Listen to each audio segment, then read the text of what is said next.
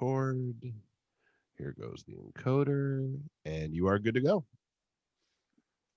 NXT TakeOver 31. Gonna be amazing. Kyle O'Reilly taking on Finn Balor. Johnny Gargano going for the North American title. We're gonna talk about that today. We're also talking about how all of a sudden WWE went from you can keep your stuff as long as it's in your name to give it to me, bitch. We're gonna get into all that and more this week as we break the ring down.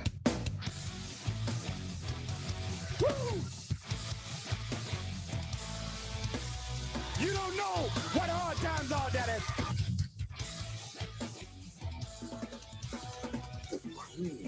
Rise to the top. Oh, yeah. Austin 316 says I just whipped your ass. You just made the list.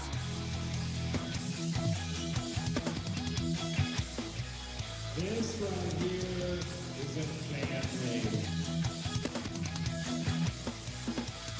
Hey, this is professional wrestler and professional podcaster Colt Boom Boom Cabana. My name is Killer Cross. This is The Smoke Show, Scarlett Bordeaux. What's up, guys? The After Machine, Brian Cage. This is Ryan from Pro Wrestling Tees. Sadly, you are not listening to The Art of Wrestling, but you made a decent choice because you're listening. You are now listening to... When you're listening... And you're listening to... You listen to Breaking Down the Ring. Breaking Down the Ring. Breaking Down the Ring. Breaking Down the Ring. Breaking Down the Ring. Bring it down. Oh, it's true. It's damn true. Ladies and gentlemen, you are listening, you are watching, you are paying attention to the most inappropriate pro wrestling show in the motherfucking world. You're listening to Breaking Down the Ring. We are your ring crew. Konik, 19. Just a plain white Z. And me, the almighty one, Mikey himself. Nick, that's a real nice shirt you got there, brother, as he disappears. As he fucking disappears. Sorry, I'm back. I'm here. Yeah. Where'd you go? Where'd you go? I was going to try and turn on the ambient sound in my AirPods because I have noise canceling on. It's really fucking weird right now. So. Oh, look at that. Look at your AirPod Pros. So I was going to get AirPods. Which one should I get? Can I get a review? Honestly, if I'm being very honest, whatever one fits you best. That's it. Because fair. these are a little bit larger. The smaller ones, the regular AirPods are a little bit smaller. They never really fell out of my ear. These also don't really fall out of my ear, but I love the noise canceling stuff. So gotcha. They're a little bit larger, even at the smallest tip.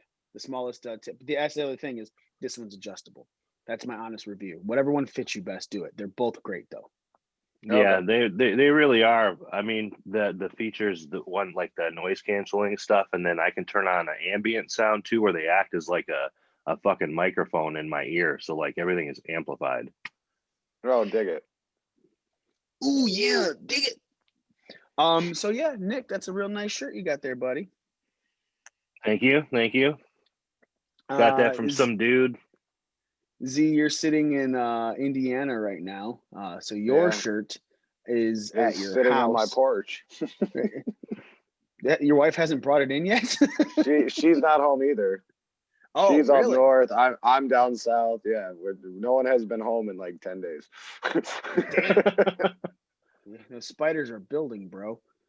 Yeah, they're like, what? Where's cool. everyone at? Where's everyone at? I get to be a spider. So another hole in the wall.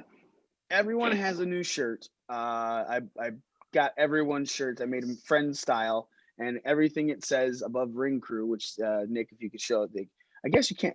Man, you got really bad lighting there. I just realized because you can't see the dots, right? But it's Ring Crew, very friend style. Got a spotlight. So, I love this is the best part of talking about this right now is 100% anyone who's listening to the podcast is like, what the fuck are they talking about? Okay, well, you got to tune in live, man. 11 a.m. Sundays right here on the Facebooks. But yeah, so the shirt says Ring Crew, and above it is like similar to it's Friends font with the Friends dots, and above it is similar to how the Friends episodes are titled. So Nick, yours says Sweet. Mine The- says, dude. I was trying to have Nick tell me what his said rather than just show it. The one with the hand. Oh yeah, why? Boom. I love how the background was like making your arm disappear in that too. Like, yo, it's literally just a hand, bro. Z, yours is really good. Walt got his. His says the one with the turntables. Smitty's, nice. Yeah, Smitty says the one with inaccuracies. I guess I'll just The tell one everyone with what mine inaccuracies. says. Yeah. Mine says the one with the dad jokes, because let's be very honest, I drop those puns in as much as I can. And Z, you'll just have to wait till you get home to see yours. This is bullshit. The one with the garden. Mikey's like, close. Or dead the fuck on.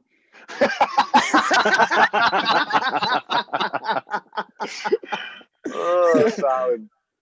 Well, that's what it was. I was like, it had to be something to do with that. But I was like, man, I can, but I'm not going to make it directly about your garden, right? But it is that what your garden is. Just it's a garden. It's definitely a. But yeah, that was dead on. It's exactly what it says. So we got some stuff to get into today. A lot of people mad at WWE right now. A lot of people saying that they're going a little bit far, especially former presidential candidates like Andrew Yang has been real critical of WWE before and even again now. WWE had released a thing saying, "Look, man, all of your third-party stuff, you got to go through us with it, right?"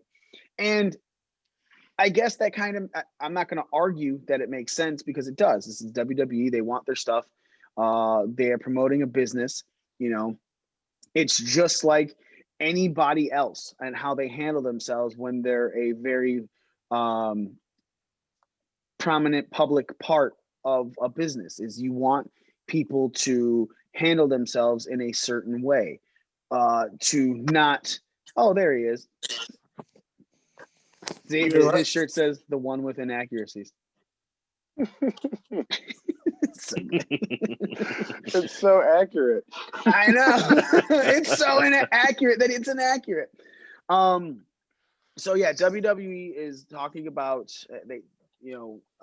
we're taking over your third-party accounts. And again, anyone in the public eye of a company is expected to behave a certain way. There was a time when the NBA was like, look, man, if you guys are going to walk around and stuff, you're going to be on the sideline. You have to wear suits. We're doing this to show a certain level of professionalism and decorum. You have to conduct yourself in a certain way.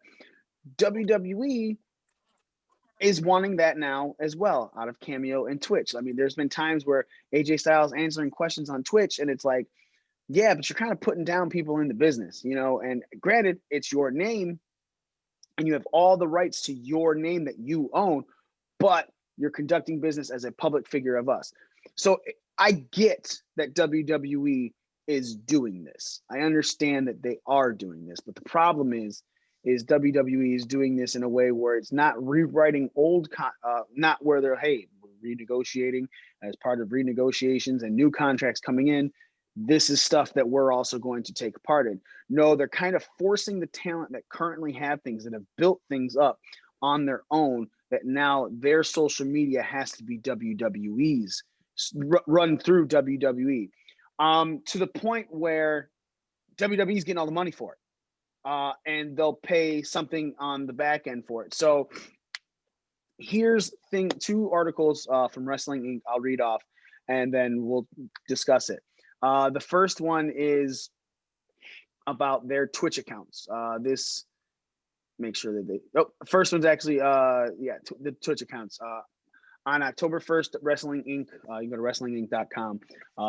They put this story out. Wrestling Inc. has learned that Vince McMahon sent an email to talent this week reminding them that they have until this Friday, October 2nd, to sever any unauthorized business relationships with third parties. It was noted that talent who failed to comply could be fined, suspended, or terminated. As Wrestling Inc. first exclusively reported in September, McMahon issued an edict instructing talent that they can no longer engage with third parties. The company later clarified the edict, stating the talent could maintain Twitch and YouTube accounts under their real names. However, they would still need to inform the company of those accounts. Wrestling Inc. has also learned that talent were told this week that the company will be taking control of their Twitch accounts in 4 weeks. WWE will own those accounts. However, talent will receive a percentage of the revenue, which counts against their downside guarantees. Former Democratic presidential candidate Andrew Yang openly criticized the edict when it was first revealed last month and said that he would take action if Joe Biden were to be elected president. Yang spoke with Wrestling Inc. recently about why he feels that WWE has been able to get away with some of their labor practices. Quote, "A lot of it is that wrestlers are afraid to speak out, and I've had wrestlers past and present reach out to me and say that Vince has been getting away with exploitation of wrestlers, calling them independent contractors while controlling their activities for years and years. A lot of it is just that they are a quasi monopoly, and wrestlers fear that if they do try to unionize or organize in any way that Vince doesn't like, that will never work again." The next one is regarding their cameos from Wrestling Inc. As Wrestling Inc. first exclusively reported on Thursday, WWE is taking control of talent's Twitch accounts in 4 weeks. This includes talent with accounts under their real names. WWE will own those accounts. However, talent will receive a percentage of the revenue, which counts against their downside guarantees. WWE is also having talent sign agreements to turn over their Cameo accounts. Below are some of the key points from the agreement sent to talent. Excuse me. Talent affirmed that WWE is their authorized representative. Talent authorized Cameo to make all payments and any other compensation to WWE. Cameo will not be made a party in any dispute between the talent and WWE. The authorization can be canceled at any time, only if the account is canceled. As previously reported, that's just the same stuff that I just read. As of this writing, WWE is only taking ownership of Twitch and Cameo accounts. So, Z, I'm going to start with you because you're one of the people who understands contracts and everything better than me. Well, no, like I think I have a good understanding, but then I speak to you about things like this and I'm like, oh, much more clarity. So I want to start off with you. Obviously, it's not that WWE wants to do this. It's that WWE is deciding to do it after people have already made these accounts popular and made quite a few bucks on it. I mean, hell, Big E was running on Cameo for like $150 you'd have to pay to get Big E to do something for you. We had Luke Gallows from Cameo, Doc Gallows, and he's obviously in Impact now, but his cost us $50, right? You got to assume that minus whatever Cameo takes out of that, the rest of the money goes to the talent doing the work. So if people are going, hey, I want Big E to do this, and it's $125 and Cameo takes 10%, so let's say $12.50. That would mean that the rest of the money goes to Big E. But now it seems like WWE is like, no, you're paying us and we'll give you the percentage. Like it's just a bigger percentage that they're taking away from the talent to do this. But again, it's not like they're doing it with new contracts or when they re-sign somebody. They are making people do it now, regardless of what your contract is stated. So Z, talk a little bit about that. My biggest issue with this whole thing is the fact that it goes against their downside guarantee. Because before, I mean, like you were saying, it's nowhere in their contract now. Like it was not, it might have been in the fine print, and then that's why WWE is doing this. But it should be extra money to that person no matter what. It shouldn't account against their downside guarantee of their contract. Explain what a downside guarantee is for people that don't get that. Okay, so basically a downside guarantee is the lowest amount of money you can make in a year. But so let's use Zack Ryder for an example, right? And let's go back to when he got himself over on his YouTube channel. Now, any money made off of advertising or anything on that YouTube channel should go to Zack Ryder. And let's say his downside guarantee was $1 million and he made $750,000 off of YouTube. So then WWE only has to pay him an additional, $250,000 to match his downside guarantee, even though he's not on TV. When really it should be they give him $1 million per year as a downside guarantee, and so he should have made $1.75 million. Just do simple math. So I think it's messed up that they are literally taking money out of their talents' pockets when I think it's a good idea to have WWE behind it, because you're just promoting your own product and business and at this time. The problem is with all this new shit that they're trying to do and taking money out of their talents' pockets and so many other options of companies to go to right now, that it would be foolish for anyone to re-sign with WWE unless they're getting like a Brock Lesnar contract. Right. Because other than that, you could go to AEW, you could take a price hit. Like, let's say AEW, we'll use Zack Ryder as an example again. Let's say he signed for $500,000 a year, okay? Mm-hmm. Now, but he can have a pro wrestling tee shop, and he can have a Twitch, and he can do his podcast, and he can make money off of those things. And AEW wants none of that. In fact, AEW wants to help promote that, because the more eyes you get on this guy, the more eyes on the product. WWE is just so big that it's kind of just killing itself. It sounds really dumb, but Vince wouldn't do it if Vince couldn't do it. You know what I mean? Like, it sounds dumb because it's not in the contract, but I guarantee you, in that contract somewhere in very, very small print, it probably says something along the lines like terms subject to change at any time or something along those lines. Which is why he's able to do this. There's probably something in there about a third party, and he's just choosing now to enforce it because they don't want anybody to get as big as Stone Cold or Cena. So they kind of, put an axe to it as soon as somebody starts getting popular, just so that way Vince can keep it under control and nobody can be bigger than the WWE. Other than that, what's up? No, go ahead. I was just saying, other than that, I would have to physically get my hands on an actual WWE contract and read the terms in order to be like, well, this is right or this is wrong. Like, I don't know what the verbiage on the contract is. So let's wrestlers right now. Currently, they have a cameo up. My favorite one currently is Danny Bonaducci from the Partridge Family. I swear to God, if you type in wrestlers, he is one that's in All in the Wrestlers. We know Chuck Norris is a cameo. Yeah, but that's not a wrestler. I typed in wrestlers and this show. is up here. Anyway, currently Austin Theory will do a cameo for $70 to any 13-year-old that you have. Matt Riddle will do for $120. Will give you a cameo whether you want to or not. So far, I'm really enjoying these cameos from people that are the speaking out movement.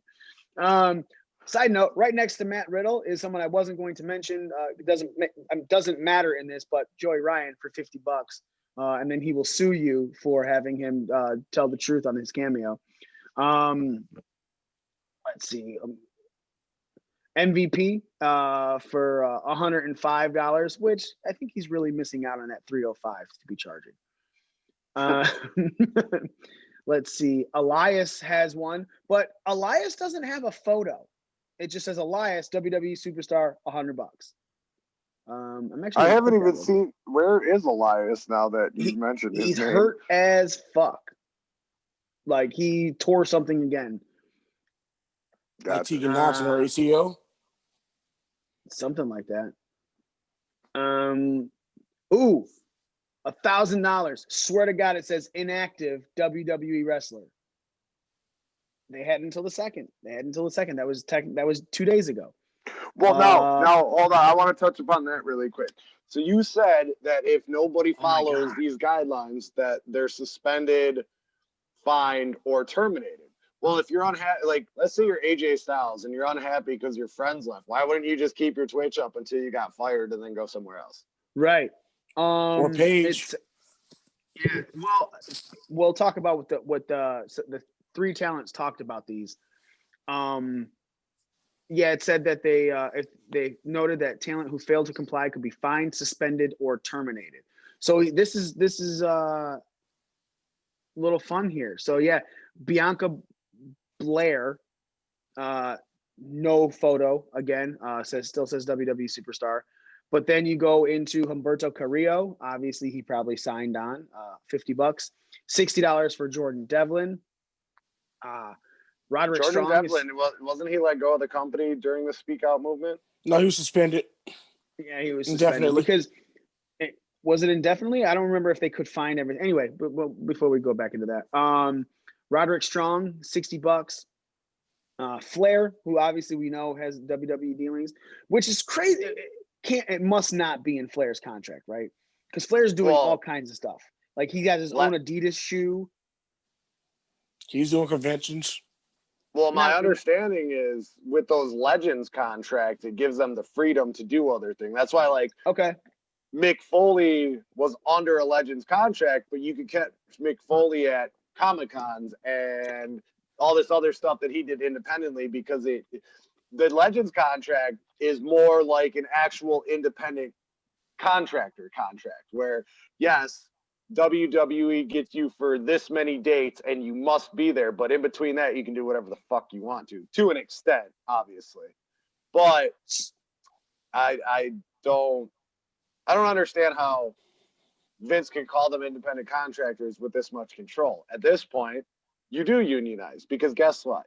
If the unionizing or the organization doesn't work and Vince gets mad and lets you go, there are other places to work. Yeah. WWE just further be shooting itself in the foot. Yep. Mandy Moore. Mandy Rose. Wow.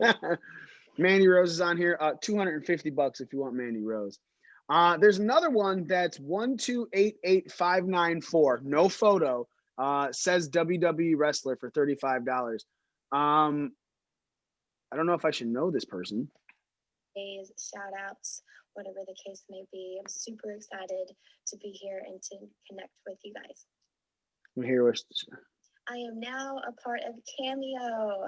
Emily Anzula's here, aka Pitbull, however you guys know me. I'm here for birthdays, shout Emily outs. Anzulo, aka Pitbull. Don't know. Mendiosa. Our Truth is on there for $100. Alexa Bliss was on there for about 500. Yeah, she gone. And Apollo Crews, hit by his real name. I'm gonna botch the fuck out of this. Seisu Uha. First name Uha's his last name. That's yes. First name is spelled SESUGH. I don't want to say it's Says Ugh. Uha. And then last name is UHAA. I don't want to say that. But yeah, so and then Montez Ford is on here as well. So he's for 125, both him and Apollo Crews. So I guess obviously there's three here that have their thing gone, right? Big E isn't even on here anymore. Like these are all the wrestlers, and some people obviously have just been like, "Fuck that, we're done." You're not gonna cut into my money, which makes all the sense in the world. I'd be pissed, right? Nick, what are you thinking about this? And then I'm gonna go into what Paige, Zelina Vega, and someone else had said about this. I'd be pretty pissed too. I mean, I guess I can understand on some level if WWE wanted to take a percentage of what their bottom line is from Cameo, like if you charged $100 and Cameo takes 10, 20%, whatever, and then WWE wants to take a chunk after that, I can see that. But when you're talking about it affects their what would you call it? Downside guarantee. Yeah, when it affects that, I mean, that's I don't even know a word to describe that. That's Greedy? like, yeah, that is the ultimate form of greed. I mean, you're telling me that, okay, LeBron James has endorsements through whoever he has endorsements through, tons and tons of other companies. And then the NBA is like, all right, well, you made $10 from them. Well, now we're going to pay you $10 less. It just, that is the ultimate form of greed. I think it's complete bullshit. And like Z was saying, I mean, why wouldn't you want to just get yourself fucking fired and go somewhere else that doesn't give a fuck? Yeah. Smitty, your thoughts? I know you're pretty vocal about this. Yeah, and the way I look at it is as somebody who does work 2 jobs. It's like saying the way I was looking at it is WWE is saying, like I say, we're going to take this from you for making money on the side. It's like my primary job is at Shillelagh. I have a secondary job at the Wall. It's like saying you will pay me less for work just because I'm making money somewhere else, and I feel like it's really unfair to these individuals. But I understand it's a business. That's actually a good way of putting it. But it's like Bravo. I'm not even trying to be cover up the IN in your shirt because that was pretty accurate. Yeah, he put on that shirt and all of a sudden shit changed. And now it's the one with accuracies. But then, the one with accuracies. I understand because honestly, that's a great way to put it, Smitty. That is, it's 2 jobs.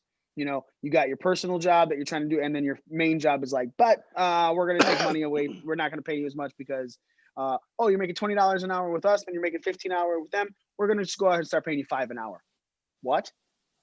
That's a great way to put it, Smitty. Yeah, so that's the way I saw. I was looking at this when I was reading about what they were doing with the Cameo and Twitch accounts, and I'm like, this is just bullshit. And that's why I posted that meme with the when they WWE superstars make a penny. Vince McMahon they got the hand out there.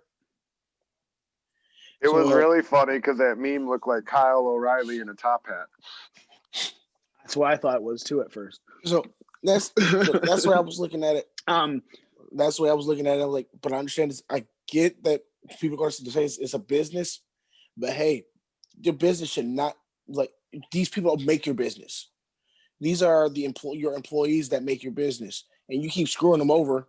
Like Z and Nick said, they're going to find somewhere else. And in the landscape of wrestling right now, there's so many options.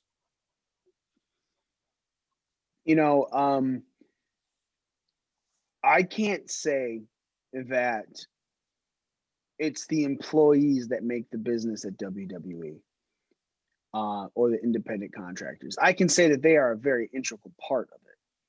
However, look at some of these people when they leave WWE, right, to try and do stuff. They're not making as much money as they were. Some of them, sure, and it's also kind of a little bit of a different time right now. But previously, if you look at it, people could leave WWE and some of them just flop, right? But they were something major at one point in WWE. So sometimes I will say it falls on the person, but at the same time, WWE is the largest platform in professional wrestling. If you go to another company, there's a reason that AEW's top 2 male champions are former WWE guys. It's not because these guys are great workers and they should hold the belt. No, it's because these guys will bring eyes on the product because they were on WWE, right? And I'm not shitting on AEW for that, right? It makes sense because you want to bring the most, especially a newer product that just crossed a 1-year anniversary or anything. You bring eyes on people by people going, oh, I wonder where they're going because, one, I didn't think they were being used well, so I'm going to watch them over here. Doesn't mean that they're going to be fucking amazing and the best thing you ever saw in wrestling in another company, but it is, hey, these guys were being underutilized here. I want to see them better. I'm going to go watch them here. Now they have a title. People were thinking they were being underutilized here. They have belts here, and everyone's like, okay, cool. Whether they do the exact same type of shit, Moxley, in AEW, that you felt in WWE, like, wow, this is boring. Or they do the Brody Lee thing in AEW where he's the title holder and you're like, man, this is what I wanted out of him in WWE. Because I will not say that the run right now with him and Cody is fucking great. Anyway, no, I will say it is fucking great. So, but that's what I'm saying is it's not. And he also always got the Dark Order over. We're all shitting on the Dark Order until Brody Lee showed up. Right, but again, I'm not. What I'm trying to say is that it's not so much like because you were like, is the wrestler makes the people profit. And I'm like, I want to say it's about 50-50, right? WWE puts in half of your stock, and if your half of the stock isn't going anywhere, WWE's like, all right, we're pulling our 50, right? And not doing anything with you. So you kind of have to keep yourself up. New Day are a very prime example of that. WWE was starting to leave them alone after repackaging them because it wasn't working. But those three guys got it over in a different way. And now it's one of the hugest things in wrestling, right? So awesome. WWE has invested all kinds of stock into that one. But that definitely was a Big E, Xavier Woods, and Kofi Kingston thing where they came together and they're doing their stuff. Now, again, I'm not trying to shit on your comments, Smitty. I'm just saying the devil's advocate side of it. Z, were you about to say something? I was just gonna say when you mentioned that those guys were household names and that's why they're champions. Also, remember they come from a company where they've been doing this for years, so they know how to work the camera angles and stuff. Where we've seen it in AEW with the bad punches and everything. Like people don't know where the camera is, and you get these bad angles, which makes the business look really bad. But when you have guys that know how to work around the camera, you get a better product just in general. And if your product's good, you're going to get more eyes on it regardless. True.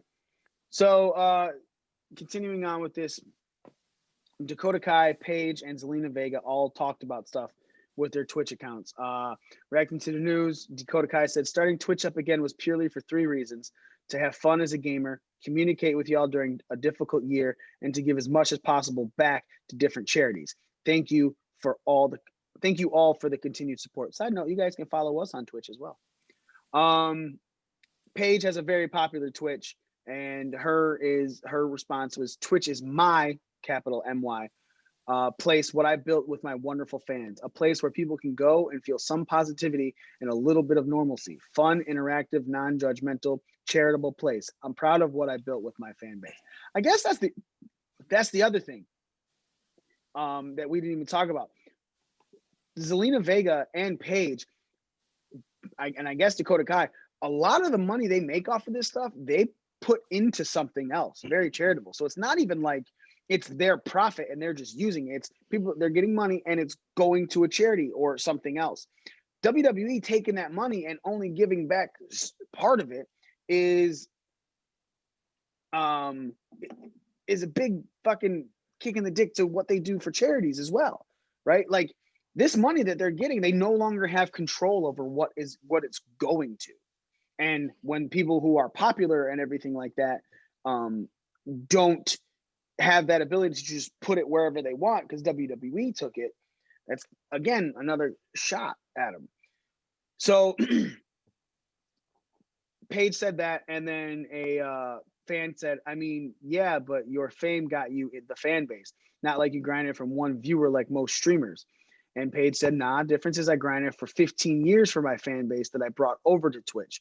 Also dropping raids and 50 bombs on smaller streamers to help them grow. Not for bitter people like you, though. Work hard and you'll get a fan base too. She spelled 2 wrong. She only used 1 O. Oh, Then I'm fucking bullshit. Then Zelina Vega replied to that. She goes, and helped people, including me, get introduced to what is now my favorite platform, filled with positive, like-minded, and amazing people just looking to have fun during hard times in the world. It's where people support each other and grow together, a family, always grateful to you, and host charities for people and animals in need. Yesterday, we raised enough money to help someone get their cat the surgery they needed to survive. We love what we built and worked hard for. And I guess that's the thing, man. The minute you take that money, they can't use it towards what they're like. They can't have a stream saying, this is a stream to raise money for such and such. Boom. And then like Twitch, you get tips and everything like that. So yeah, it's kind of a thing. Well, okay. So does this mean WWE is taking over all of Paige's Pornhub stuff? No. They're Oh, trying. that's They're separate. trying Okay. to deny that even happened. Yeah, If anything. no, they're letting her Pornhub stuff run. I'm assuming she has her own official account, and that's just not under her name. What was it, Soraya? What is it, Soraya now? Whatever. Yeah, her They real put name, on yeah, Twitch. yeah, Soraya. It's kind of like Sriracha because she's hot and spicy. No, God, I damn do it. Sriracha? Like you stick your dick in No, Sriracha? Soraya. Oh, okay. I think you'd still stick your dick in Sriracha too. Yeah, I put money on it. That seems very Sriracha. accurate. Nah. Yeah, you would. Okay, so Mashed potatoes, maybe, but no. Whoa, lumpy.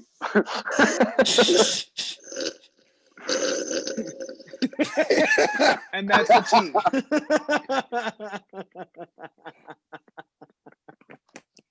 T. Oh shit.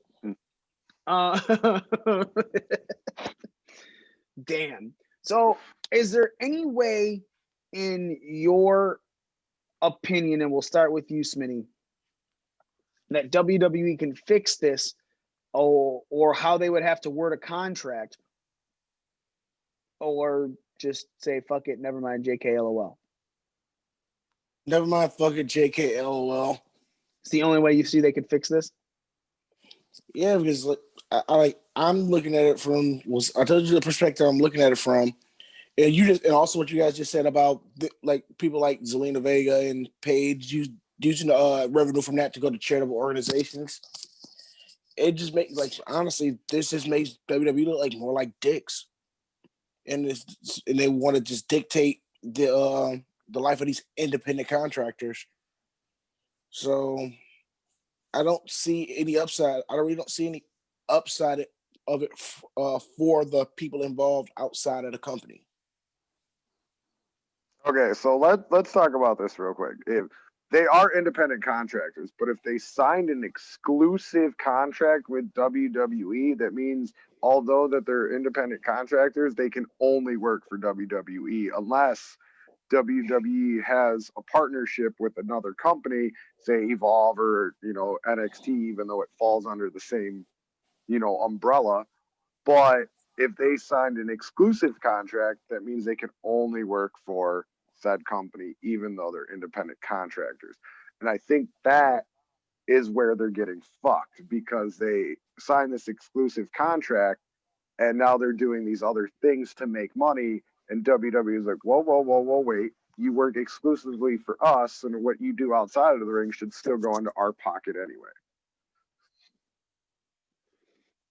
Yeah, that's crazy because it's like WWE is funneling money, right? They're like not funneling. They're the people that are washing it, cleaning it, like money launderers. Yeah, money launderers, right? Yeah. So it's like WWE, and they're like, okay, now you can have this, and we're gonna charge you a fee that you weren't being charged before, but just because you work for us, and we can do that. I personally feel the only way that there's two ways WWE can make this right. One, JK, LOL. That's obviously the first thing, right? The second is, bye, Smitty. See you later.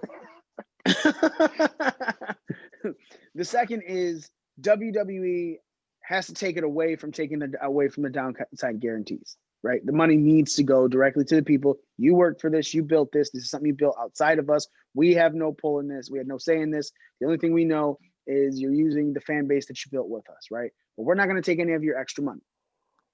Two, we just wanted to come. Everything that comes through us, we're giving right back to you. You can use for however you want. That's how it should be. It's the reason that it's going onto WWE's books is because WWE wants to see what they're making and know what they can take out of their performers' pockets. Which is fucked up, because what I didn't know, and we just touched upon it a minute ago, was a lot of this money they're collecting goes to different charities and different organizations that help people. So now your charitable donation is like, let's say you keep it for charity. Now your charitable donation is being counted against your downside guarantee, which is fucked up. Yeah, that's like crazy. That I'm trying to do a charity thing, and now it's costing me money to like it's that because the people that are raising that money it's specifically for that charity, and now it's like it's also so basically you're donating your own personal money rather than raising money for charity. Right.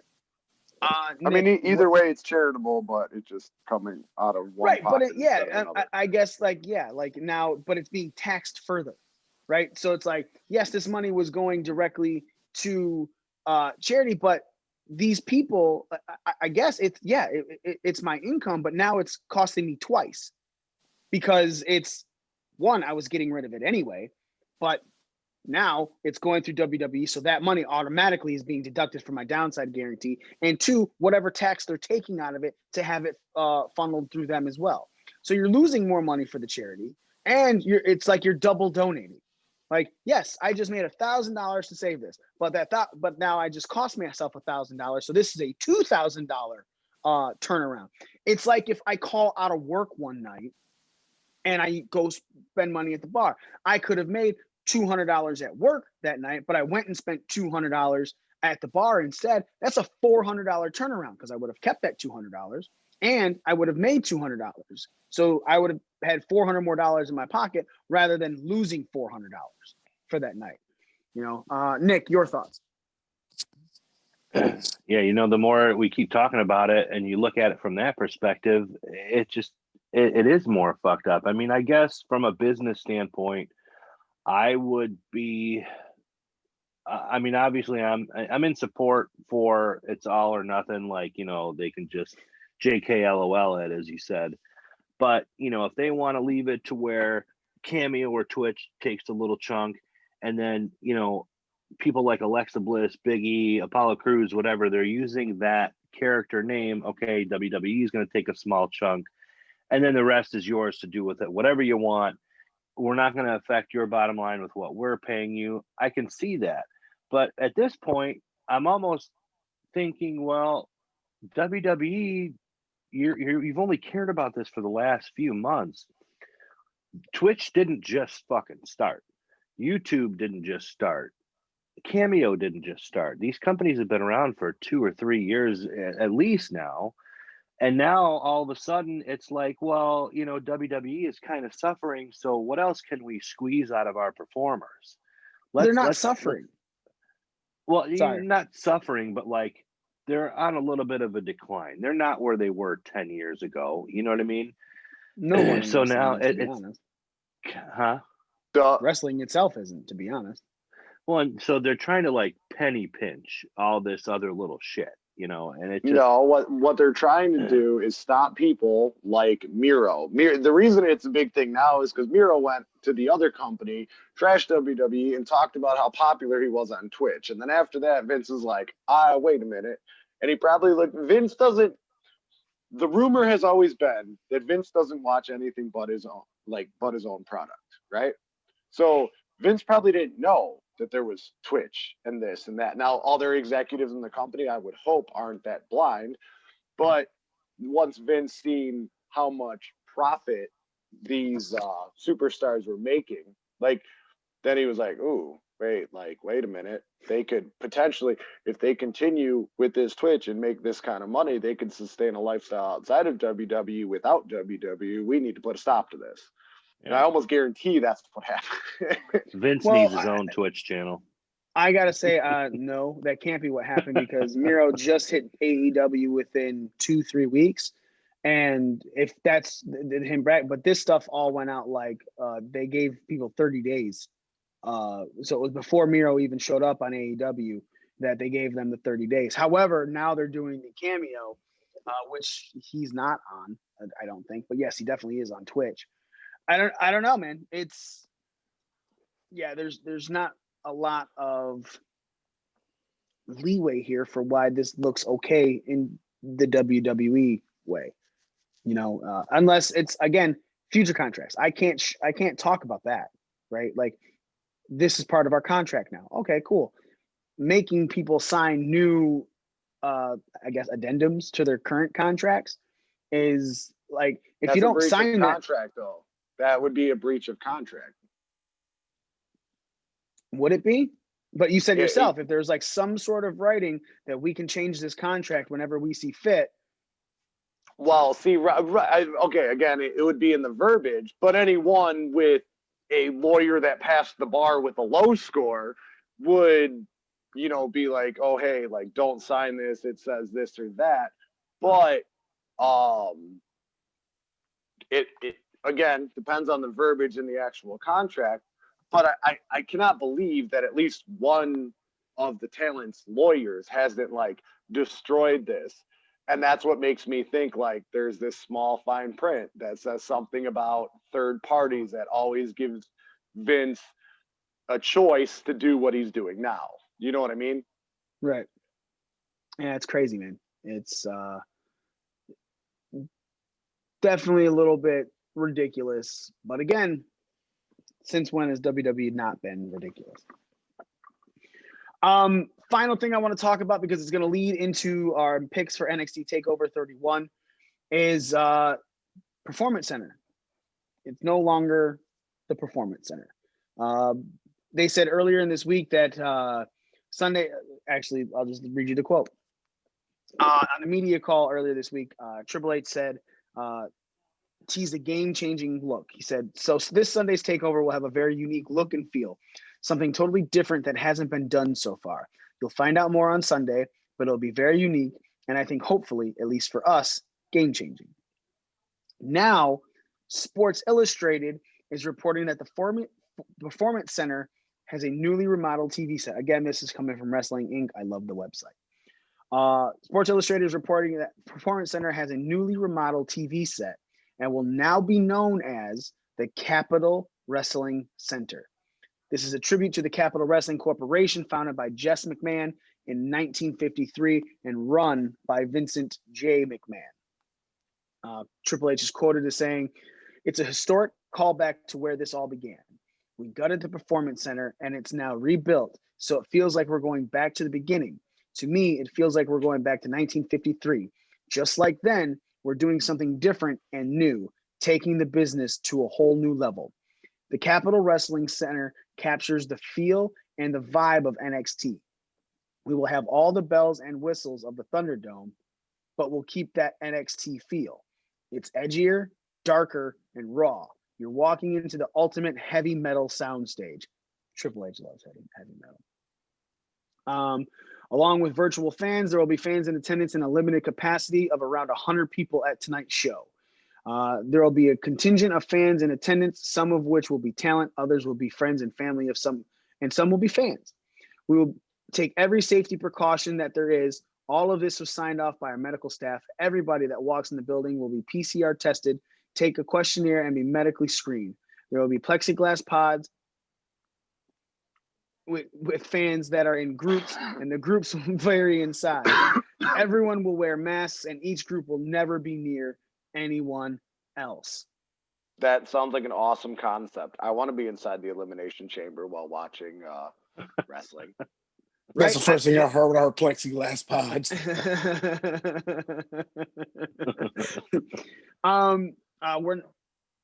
Triple H goes, we're not severing our relationship with Full Sail. I'm very proud of all we've done there. The move is the right decision for us from a tech standpoint, but I look forward to returning there soon, and the partnership remains strong. So nothing is going to be at Full Sail anymore. Everything is going to be at the Capital City Wrestling Center. Whoa, the way they did that logo is kind of weird. I guess now I want to know, how the fuck do you get in there? How are you a virtual fan? You don't get to be. They tell you get to be, and then when you click on the link, you don't get to be. That's fair. Are they going to like limit the Thunderdome people? Yeah. Were you not part of the conversation last week when I talked about this? Were you not on the show? He was working, so I highly doubt he remembers. Oh yeah, so I got into the Thunderdome, Smitty. Like I remember that part. Oh, okay. What I mean, like, is outside of the Z experience, do you think there's gonna be less people on the Thunderdome like there is for Raw and SmackDown, like to give the illusion of a smaller crowd? Because you I have don't know. a It's like, lot of people there. from what Mikey just read, it sounds like it's going to be the exact same thing as the Thunderdome with just an edgier look to keep NXT looking different than the main roster. Yeah, there's like I can't find anything to get in there.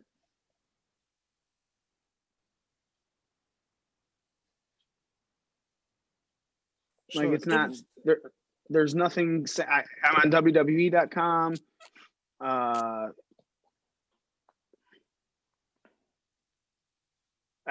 Yeah. Similar to Raw and SmackDown, home at the WWE Thunderdome, Capitol Wrestling Center will have video walls surrounding the ring with virtual fans, but keep the distinct feel of black and gold brand.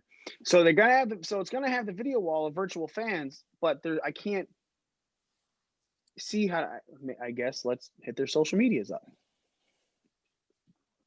What are your thoughts on this? Nick, we'll start with you while I'm searching.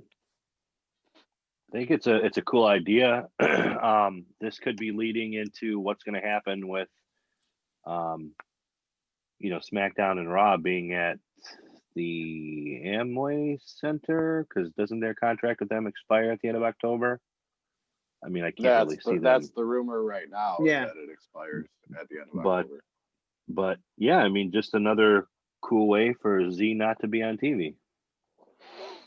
I love not being on TV. It's the greatest feeling in the world. Smitty, what are your thoughts on this? I want to see what it's like. I actually just want to watch and see what it's like before I make any kind of. I'm impartial yet. Smitty, I love how you're just angry, so angry that you can't even have a positive thought about WWE. I said I'm curious. I didn't say I wasn't. You said, but I'm holding back my reservations until see what happens. I mean, that doesn't necessarily mean he's angry. It just means that he's not going to make. No, he's angry. So angry at WWE that he can't have a positive thought about them. He's always angry about WWE, but he can't say anything about this in a positive way. I'm curious about it, but I'll hold back. See what happens. Yeah, I'm kind of a with television Smitty, show. Well, I'm kind of with Smitty though. Like, it sounds cool. It sounds like the Thunderdome, just on a smaller, more NXT scale. But I mean, I can't really judge something I haven't seen yet. You know what I mean? Well, that's why I said, what are your thoughts about this? Everything you read and everything. Are you excited to see NXT tonight? NXT Takeover? Well, yeah, I mean, but not for the new Thunderdome. Like, we got the Thunderdome, and now we got the Biodome. Like, sweet. Right. It's the Lightning Dome.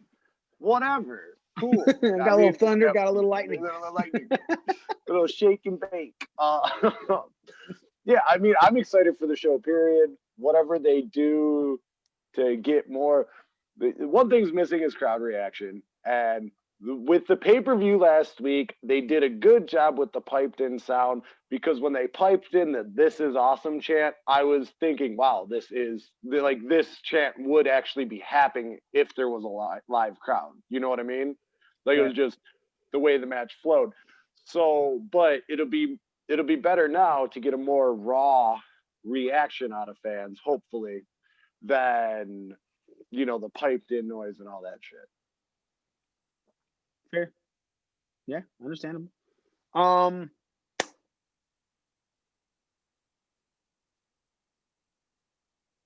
What'd you guys rate the pay-per-view? Phrase it again? Mario commented, he goes, wow, going off on Smitty for not being pro WWE when Mikey has been the biggest hater of AEW since day one. Not been the biggest hater of AEW. Want them to succeed. Hate some of the stuff that they do, Mario. By the way, can't wait to beat your asses tonight on the NXT TakeOver scorecard. It's a comeback, because that's what always happens. I don't know, man. I feel like Daniel went out and got some ringers this time, because they were not this good the past 3 times, and the one dude who wasn't even on their team has been killing it. Yeah, and then all of a sudden Jesse shows up and he's like, "Look, I'm really good at figuring shit out now." Jesse was he was the Z of the Pro Wrestling Scorecards group. He's never ever going to be really good. It's all of a sudden he's blowing it out of the water. Well, that's because Dez is probably filling out his scorecard. That's what Dez is actually higher than anybody else. Yeah, we ran her off though. See, we did something Yep. good. We got her out the picture. She didn't want none of this. We should have Can't brought her lose. to our team. That would have been Oh, a damn great it. fucking heel turn. Defection. Right. Especially because it's Daniel's wife. Yep. Oh, pull a Karen Jarrett angle. Oh, come on. No, not that far, Smitty. Jeez, man. Oh, you got to take it an extra step. Fucking white people. Yeah, so let's go into yeah, that's right. Let's talk about NXT TakeOver tonight. We're going to make our picks right now. You guys go to ProWrestlingScorecards.com. Remember, we are fighting to win, because if we don't win, we will be giving $100 to the charity of Pro Wrestling Scorecards choice. Nick, now no one can see anything. Turn that background.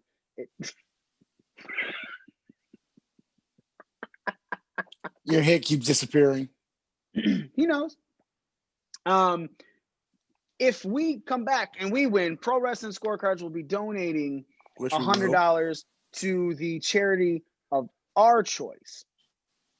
You know what I just realized? So obviously I have the watch party going on my phone.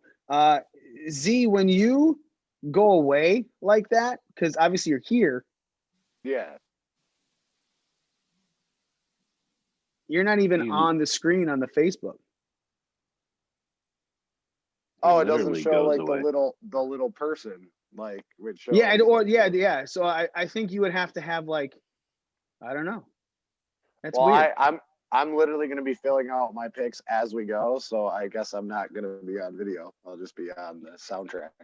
You fucking I'm like nerd. the guy featured in the background. You know, BDR featuring Z. Exactly. There's like a 15-second delay. Right. All right. So let's do this. Let's talk about it. Let me text Walt real quick because he said he was probably going to get on for this. I know we're rotating, but what's the starting? Well, I always start. The way it's looking right now, since you're like third, so 1, 2, 3, then 1, 2, 3, 1, 2, 3, 1, 2, 3. If Walt shows up, we'll get his stuff. So we're going to talk a little bit about each match as well. I'll try and remember that because I'm kind of dumb. Usually just go into it and stuff. So let's do this. Did I fill all this out already? Yeah, I did. All right, cool. NXT TakeOver 31 happening tonight. Guys, we're going to be doing a Zoom for our reactions. We're going to be doing some reactions for the show live as well. Just having fun. That's what we're going to do, man. Let's have fun. We're doing it with the Pro Wrestling Scorecards people. Daniel's going to sign in. Maybe we'll get some other people as well, and we'll see. Kushida versus Dream. Kushida was in the gauntlet match to see who was going to be fighting Finn Balor for the NXT Championship. Velveteen Dream interrupted that and took him out, very similar to how he takes out little boys, sends inappropriate pictures to underage, everything. That's what he does. Velveteen Dream. Velvet Dream of teens. So Kushida versus him. Smitty, what are your thoughts on this match? Is it something that makes sense to you? Are you excited about this? Is there you're just like, or are you tuned out because of Velveteen Dream? I'm a fan of Kushida. I'm a fan of Dream in ring. So like I'm actually looking forward to the match. Do I feel like the story is a little bit rushed? Kind of. But this is one of the matches I'm actually looking forward to the most on the card. Because I like these two in ring, and I think the match is going to be really good. All right, Nick. I'd have to agree with Smitty. I mean, Velveteen Dream, I was really getting into his character, but now he's going to be there regardless. So hopefully the match is good, but I don't know. I could really give a shit less about the outcome, but I can't deny that it's going to be a good match. You know what I mean? Mm-hmm. Z, what are your thoughts? This match has the potential to steal the show. You got two really good talents in there. I have a feeling that Velveteen Dream's punishment for all that stuff is he's going to be a jobber. So I think Kushida's going to go over. But I think this match is when we talk about it at the end of this pay-per-view, I have a feeling this is going to be the top match, if not, number 2 to probably the NXT Championship match. So yeah, because that's what I was thinking, man. Like NXT Championship. Or that Cruiserweight Championship match looks pretty good too. Well, that's what I'm saying. I mean, but this match not having a championship tied to it, I mean, it's a very good match. Like this card's pretty solid, and this match has 2 unbelievable talents, so it has a lot of potential. All they can do here is fail. True, it's very true. All right, well, I'm gonna kick this one off. It's winner, fall type. Who's gonna have the most near falls, and will the match be over 15 minutes? Yes or no? I'm going actually the opposite of what Z said to start it off with the whole punishment of jobbing out. I think Triple H is sticking to his "we searched, we found nothing" thing. He had his punishments, not winning the last couple matches, 2 big matches. So I think you're going to see Velveteen Dream go over here. And if it is some sort of feud that lasts for a little bit, Velveteen Dream surprising Kushida and possibly with a win or somehow gets this, because let's be honest, WWE loves to piss people off. So Velveteen Dream for the win here by pinfall. I think Kushida is going to have the most near falls, but no, I don't think this match will be over 15 minutes. I think it's going to be a couple minutes under. Smitty. I have Kushida win by submission. I have Dream getting the most near falls, and I agree with you, Mikey. I think it'll be like 13 minutes, so I got not over 15. All right, Z.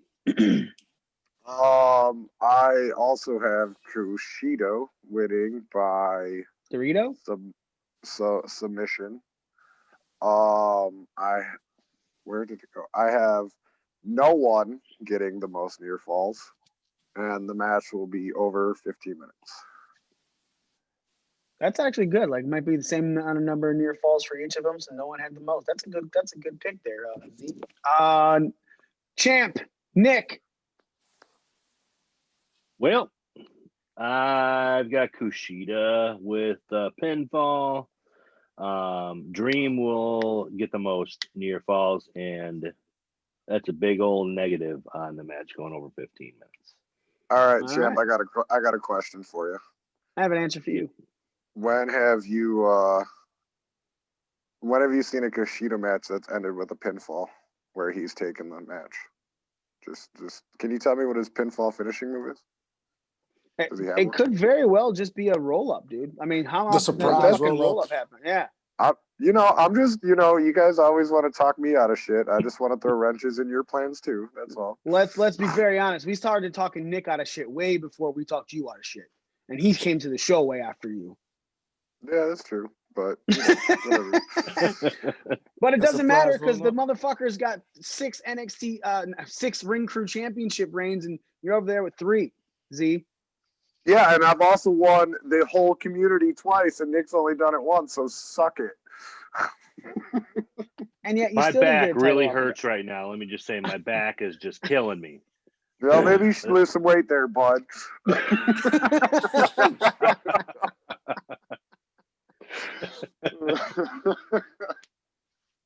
Fair enough. Don't worry, Santos I'm moving number 10. Santos Escobar is defending his NXT Cruiserweight Championship against Isaiah Swerve Scott. Smitty, I'm always going to lead off with you on all of these things. You are the most avid NXT watcher. Nick is probably the second one, and Z watches when I watch. I don't know. So you talked about it. You said that this is a very high profile, could be a show stealing match. Why is that? Because this is one of the feuds actually been being fleshed out, and they've it's been real. Like, they've had really good matches previously on NXT television, and I feel like this is going to be the chance just to step it up one last time. Mm-hmm. And so And this is one of the few things on NXT that I've been really excited about for the last few weeks or last month or so. Since they've been hearing, like I said, this has been one of the most fleshed out stories they've had on the show for a while. That not only that, but these are two of the most talented young up and coming wrestlers on the roster. So again, just like the previous, Can't match, say young one, and up and coming with a show with Velveteen Dream on it. Well, I mean, they're of legal age. Like they got the nudes from Velveteen, but then they turned 18, so it's good. But Velveteen Dream. God damn it, it's so good. Velveteen. Hey, the one with the dad jokes, baby. Awesome. But yeah, not only the build up to this match has been great, but just the two talents in the ring. Like you got now Smitty. Isaiah Swerve Scott used to be who in Evolve? I can't remember his name. Same. Hold on, wait. I think he was Isaiah Scott. He was Isaiah Scott still. Yeah, he was. Yeah. Okay, so I thought there was 4 guys they brought in and they changed their names like instantly, and I couldn't remember what his. No, Swerve was on there when they were still doing things with Evolve. So I think he avoided the name change because he got brought in. You would see NXT people on Evolve as we've seen in here in Michigan when we went to shows. But I think he was on the episode that was on WWE Network. So obviously that's how they know him. Hey, whoa, hold on. No, I was right. It used to be Shane Strickland. That's who he was in Evolve. Okay. You win. Well, no, I looked it up, but I was I swear he had a different. So yeah, he was Shane Strickland in Evolve, and I've seen a couple of his Evolve matches, and they were great. So I'm so basically back to the whole point is I'm excited about this, cruiserweight match for first time ever. A long time. I think you have Pablo any thoughts Escobar on is this one of match? the best. Oh, okay. Sorry. Go ahead, Smitty. Pablo Escobar is probably the best thing to happen to the cruiserweight title in a long time. His name is Santos Escobar. Pablo. Not make him a drug lord, played by Vinny Chase. Yeah, he's helping Vince launder all that money from Twitch. You win again. That's 2. Right? Look at man. It's touche. This is why you don't have a shirt that says the one with inaccuracies, because you're pretty spot on. Nick, you have any thoughts on this match? Champ, pussy champ. Not really. Other than I think Isaiah Swerve Scott. It's time for him to get a little bit more of a push.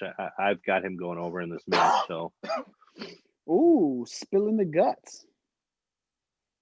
All right, Smitty, go ahead and lead off these picks. We need a winner. I need a fall type. How many aerial moves you think? And will this match be over 10 minutes? Yes or no?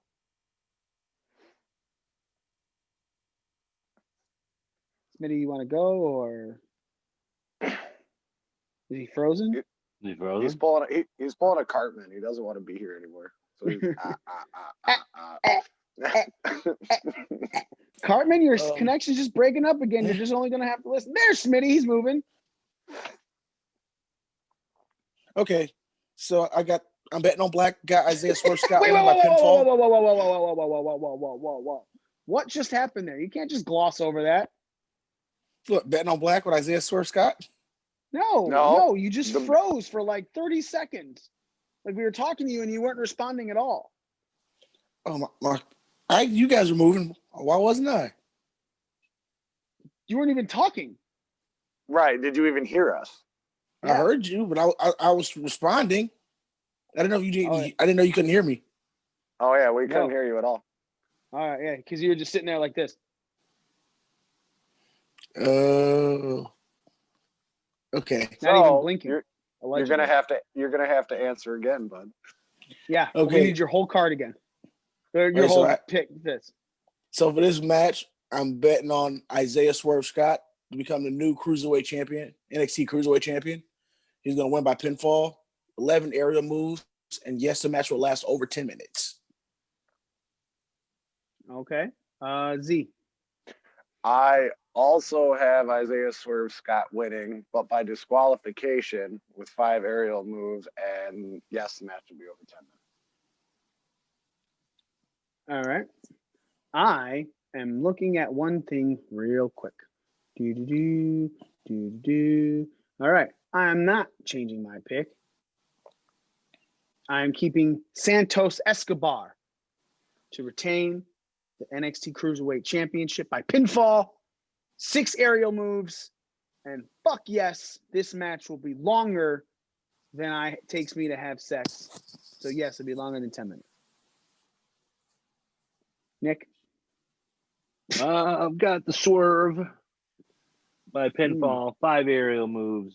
So I'm different than everyone on both of these so far.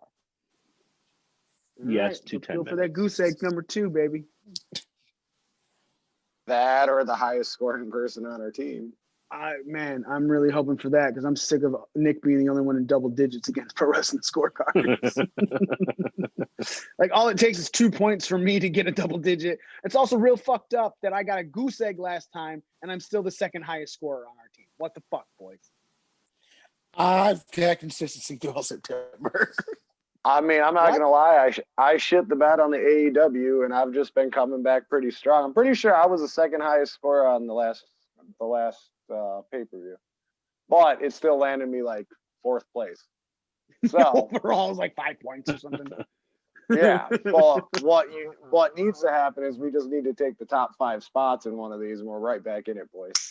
Yeah. God damn it, Ferda. You do realize that there's an impact. There's an impact. And there's this 2 NXTs. There's 5 more. Isn't events, it? Did so you do an NXT? Is this an NXT UK thing this month as well? Nope, they moved it. Oh, they moved it. Okay. Yep, next year. Go ahead, Nick. I'm sorry. Swerve Scott pinfall, 5 aerial moves, and yes, to over 10 minutos. I'm telling you, man, it's gonna last longer than I do in bed. It's gonna be awesome. Next match, the NXT North American Championship match. Damian Priest holds the belt. Johnny Wrestling, Johnny NXT, Johnny Takeover is going to take him on to try and relieve him of the NXT North American Championship. Smitty, we'll start off with you again. Your thought process on this. Are we just keeping Johnny Gargano in a title picture, but it's his job to put people over? And I'm feeling that way with Gargano because I feel like Gargano's like the Ziggler of NXT right now. They'll put him in a high profile. Hold on, Smitty. Hold on. Whatever internet connection you're on currently sucks. Because we're talking now, earlier we couldn't hear you say anything. Now it's like a fucking robot moaning from getting off. Just there. Then it's so like you're frozen picking your nose right now, Smitty. Right now you're frozen, you're picking your nose. Oh, now you're not picking your nose anymore. I wasn't picking my nose, I was scratching my mustache. Oh, okay, Randy Marsh. So you were frozen. It looked like you were picking your nose. So yeah, go ahead and try and talk about it now. Okay. I said I feel like Gargano's kind of fallen into the kind of like Ziggler role on NXT, where he's going to be put inside of really high profile matches to get somebody else over almost. He's going to get a win here and there. That is a horrible analogy. Let's say, and there seems like NXT really wants to push Damian Priest. That's why they put the title on him, North American title on him. Mm-hmm. I'm listening. Sorry, just walking around as well. So this is also one of the matches I feel like I really don't care for on the card. This is probably the match I care the least for on the card. Why is it a match that you care for the least when it has a very good possibility of being one of a really strong match, especially because Gargano's in it? You just because you know what the outcome, you feel you know what the outcome is going to be? I said, I'm not bought on Priest, and I feel like, let's say, they just want to put Gargano on TakeOver at this point. So keep him on TakeOver. I'm not invested in this match. I have a completely different perspective on this. All right, go for it. I think, okay, so I'll give you my picks too while I'm at it. No. We'll just okay. your just the So I have a feeling you're gonna see the North American title change hands and the women's championship hold hands, and then the two top heels in the company right now they're gonna each have championships until at least the next takeover. It extends the feud with EO, it extends the feud with Priest, and they can do those vignettes like they did for the thing with Keith Lee and whatnot, and people are gonna love it. And I hope that's the direction they go. That is something I was thinking of as well, with both of them into a title match right now. But my problem with that is if you take that title off of Damian Priest that fast, you know what I'm saying? Like, does it kind of diminish that title run? No, it doesn't, as long as they do it correctly. As long as Candice gets involved to help Johnny win, it doesn't affect Damian Priest's credibility, and he can always win it back at the next takeover or whatever. You know what I mean? So it doesn't diminish his credibility unless Johnny gets a clean win. Then it would be kind of dumb. What are your thoughts on that, Mr. Nick? I kind of had a hard time deciding on both those matches too, pretty much based on what Zeke just said. Because, on one hand, I do like the idea of that couple holding both belts. I mean, I think it'd be a really good move for their heel characters, but it's hard for me to take it seriously and think that Damian Priest is going to lose it that fast, because while I think mostly you guys say with your fantasy booking as opposed to what I think that type of shit is way better ideas than what WWE puts out there. Unfortunately, they don't always come to fruition. So, for that, they never come to fruition. Almost never come to fruition. So, all right. Hey, Mikey. Yeah. Check your fantasy lineup before the Good show's call. over. I am going to be doing that this week. Fucking bullshit, man. Oh, I was so pissed off. Fucking COVID. So, guys, I would like to take a vote right now. I would like a 2-hour show every time I face Walt or Mikey in fantasy football. Please and thank you. No. Fuck you. God, that sucks so bad. I lost by 16 points because I couldn't switch out Julio Jones fast enough. And the guy I was trying to replace him with had at 19 points. I would have fucking won, stayed undefeated. I gave a goddamn win away. Motherfucker. God damn it. God damn it. Anyway, so you shut the fuck up. What's really fucked up this week is for Julio Jones. His game's not till Monday night. So I don't know, like, if I don't pull him right now, anyway, let's go on. All my top players have COVID, so they're not playing until like 3 weeks from now. Fucking Cam Newton, baby. I'm wondering if the Lions game is going to happen. I heard the Saints player was said to have had it. Well, it's still scheduled to go, so we'll it's see. still scheduled. All right. Game time decision. Z. Oh yeah, I guess Z. You can make your picks right now, brother. All right, so I got Gargano by pinfall with 4 near falls. Gargano will get the first near fall, and it'll be about 12 minutes before Damian Priest does the whole bow thing. Okay. I'm next. I have Damian Priest retaining. I just feel like it's a real smart idea for both Gargano and Candice LeRae to hold it, but I don't think it's right now. Possibly 32 at the end of the year. So I have Damian Priest by pinfall. Has he been winning by submission a lot lately? No, he does the crossroads better than Cody, and then he pins the opponent. Fair, yep. 4 near falls. I think Gargano's going to be the first to get a near fall. Time before drawing the bow, I think it's going to be the thing that leads off the match. So I have 1 minute. Yeah, Nick. so I was Oh, go ahead. conflicted with that one because I had to actually click the question mark and read it. So it's time after the bell rings. The bell, yes. That he does it. Yeah, because I was like, well, this is a dumb question. 1 minute, because he does it when, to make his name appear on the Titantron. Yes. So, but most of the things on Pro Wrestling Scorecards are bell to bell. Unless it says anytime, it's always between the first and the last bell of the match. All right, got it. Yeah. So, I mean, I'm still sticking with 12 minutes because I think it's going to be like a setup into a move or whatever. But yeah, okay. All right. Nick. I've got Smitty. I got Damian Priest winning by pinfall, 6 near falls. Johnny Gargano gets the first near fall. And I'm going to say 2 minutes. Drugs are bad. Did my connection fuck up again? Yeah, your connection's hilarious. So you have Damian Priest by pinfall. How many near falls?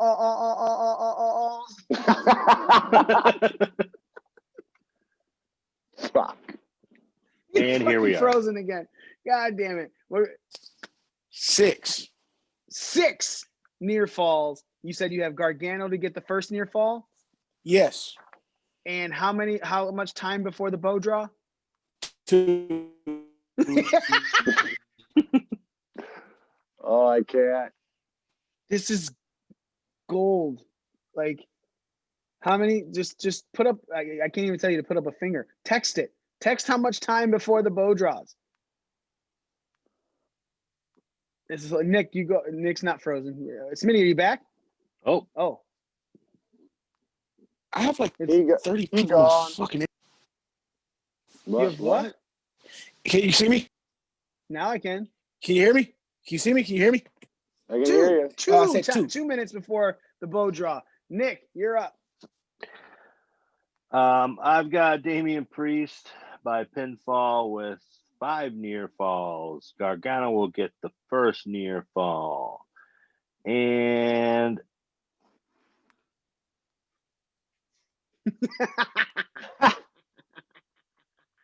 Did Nick freeze? No. To time before. 10 minutes before the bow. 10 minutes before the bow. All right. Nick, we're going to start off with you for this next one, the women's championship match. Io Shirai defending it against Candice LeRae. Candice LeRae in, I guess it was a battle royale, Royal Rumble type thing, everyone over the top rope. She lasted the longest by eliminating Shotzi Blackheart at the end off of the ring steps to become the #1 contender for Io Shirai's belt. You said you were having a hard time picking this because you thought maybe it could go over as Candice LeRae and Johnny Gargano holding the belt. So obviously this was a difficult thing for you to pick, but talk about why it was difficult, obviously, unless it just exactly what you were saying earlier, and what you're hoping for out of this match, because obviously this is a long-standing feud with LeRae and Io Shirai. It was one of the switches. You know what I'm saying? Uh-huh. Go ahead. Yeah, I think overall, the hardest part was determining whether or not both LeRae and Gargano would both win titles. But I think with where they're at now, Johnny Gargano, I mean, even if he loses 200 matches in a row, the dude is still like rock solid for NXT. So I think him taking the loss to Priest, putting the belt on LeRae, just made more sense in my head, other than the fact that, like I said, it was hard to determine if they would both take it. So, and then I know Io Shirai and LeRae had that feud, like Mikey had mentioned, going back, like a year or so ago. So I went with Candice LeRae by pinfall. Well, I don't want your picks, bro. You're last. You're the champ. You don't have to Oh, start. sorry. That's right.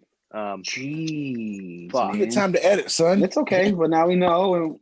Yeah. Now we can just choose our picks based on what you're going to pick, so we beat you. Smitty, hopefully you don't freeze when talking about this. I'm frozen already. I can hear you though, so you're not that frozen. Oh, cool. Never mind. That's just Walt joining. Yeah, what What Smitty just said was extremely inaccurate. Right. Thanks for having that shirt on. So I guess my thought process is, look, outside of, I think Impact and NXT are fighting for who has the best women's division, period. Right? Like they are going back and forth. Every time you watch a women's match in either of these things, it is very good. It holds up very well. So this is obviously a match that a lot of people are looking forward to because Candice LeRae and Io Shirai can both go. They both are really good. So what are your thoughts on this match, Smitty? And what are you think this could this be the show stealer? It could be because NXT TakeOver women's matches, there are a lot of times they end up becoming a show stealer unexpectedly. Walt, did you just flush your toilet? Candice LeRae. Yes, because Smitty was talking. So yeah, NXT women's matches usually there are a lot of times they end up becoming the highlights of some of these takeovers, and sometimes unexpected. But at this point, I think there's going to be high expectations because the women's matches and takeovers have been really good. All right. So and also this is also like I do agree with Nick about possibly this being like this is also a way to extend the whole event. Like, you know how Undisputed Era did the whole prophecy thing? You could do that with having Candice LeRae take the belt off of Io. You can kind of extend this story. Okay. Well, do me a favor. What? Just mute yourself if you're going to be flushing toilets and shit. Sorry. just so I don't get the background. I understand you're cleaning and everything. Just, you know. I think it's appropriate to have a toilet bed over Smitty talking though. When it's anything but a women's when it's anything over a women's division, yes. But when it's a women's division, it's the only time he doesn't have inaccuracies. Like it should. Okay, fair enough. So we're actually on the fourth match of the card. Do you have your picks up to where you can talk about the first three matches? I do. All right. So yeah, just give us your Kushida versus Dream picks. I have Kushida winning by submission, with Kushida getting the most near falls in the match, not going over 15 minutes. All right. Cruiserweight Championship. I went back and forth on this one. So I'm just going with my gut because I like him. I'm going with Swerve with the pinfall. 6 area moves, and I don't think it's going to go over 10 minutes. Okay. And then with the North American Championship, I'm sticking with Damian Priest, pinfall, 4 near falls. Gargano gets the first near fall, and time before bow draw. Like that's like after the match starts. Yeah, bell to bell. Did he freeze too?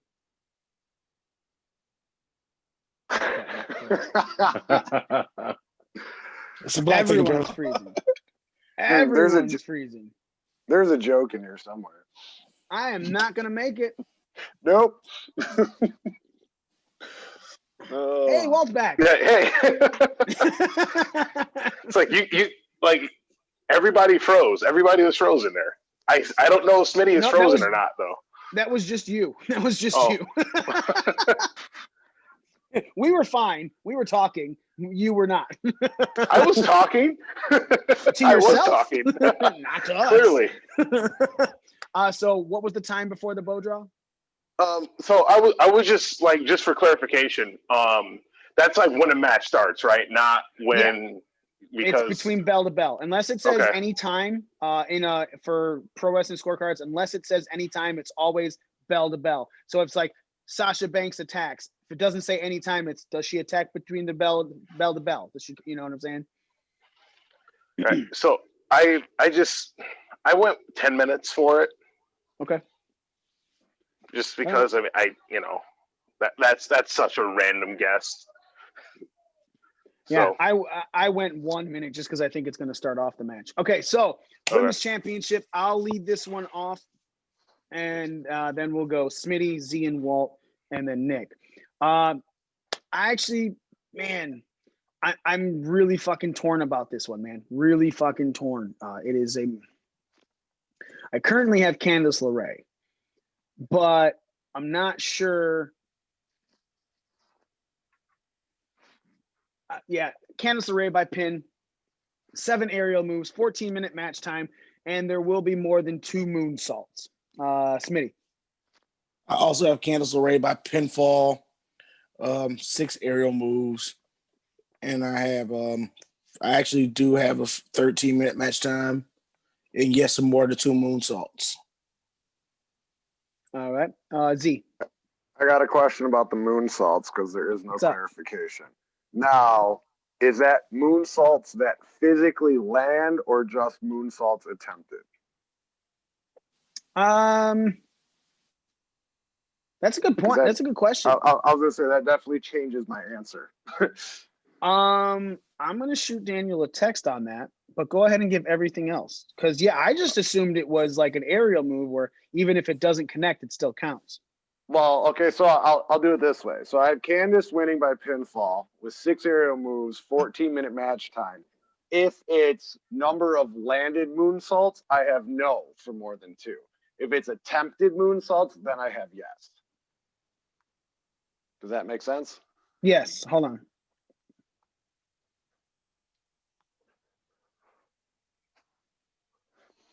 All righty. Just what we want what do on you the got? show, dead air.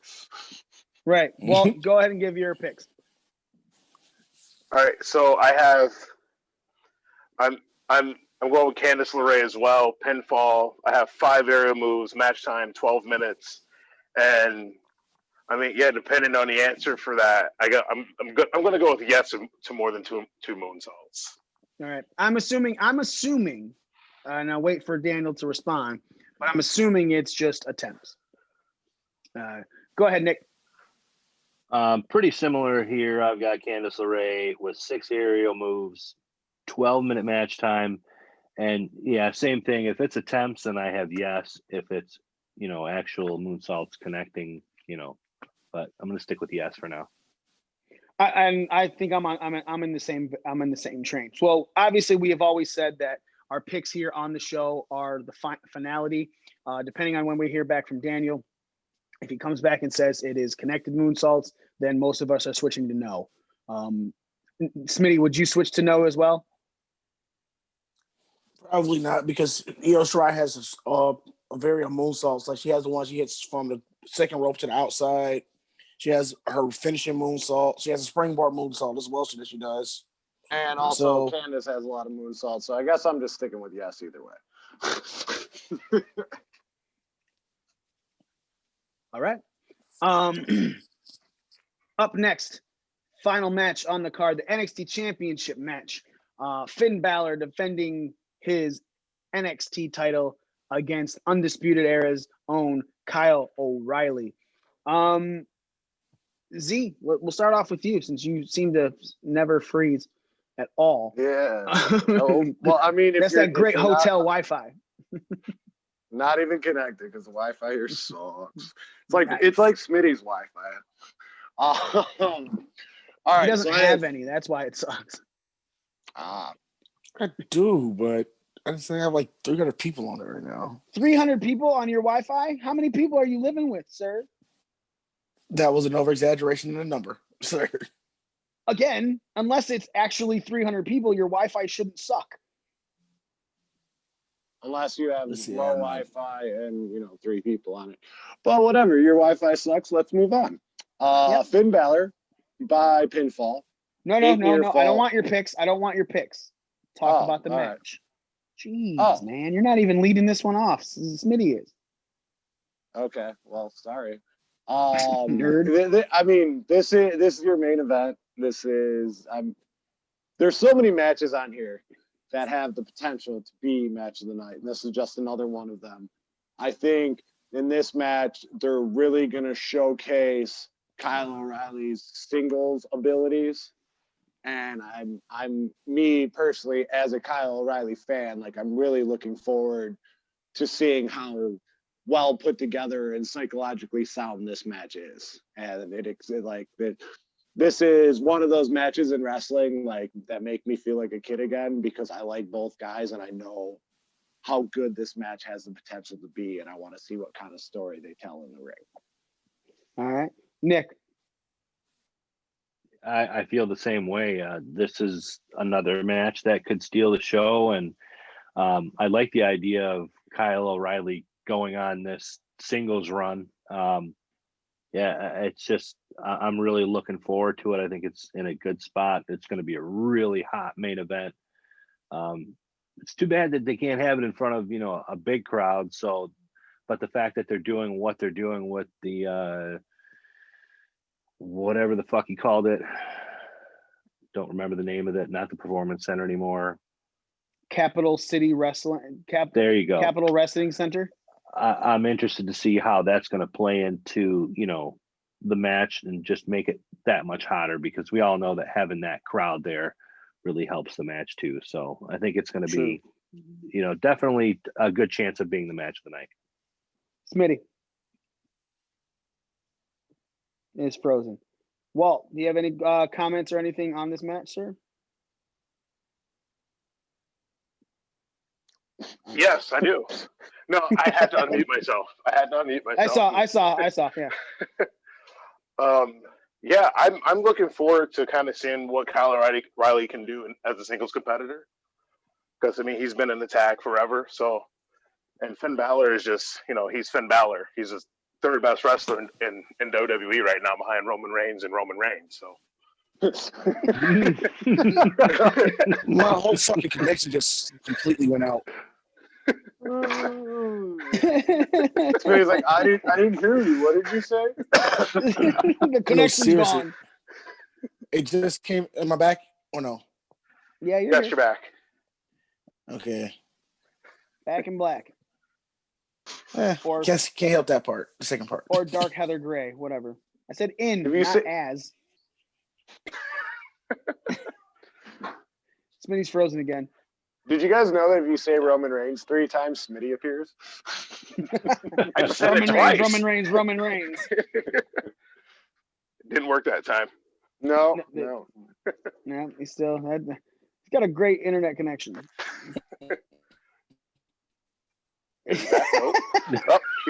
No, he's not. He's got a Twitch. You know what? He's got a little Twitch going right now.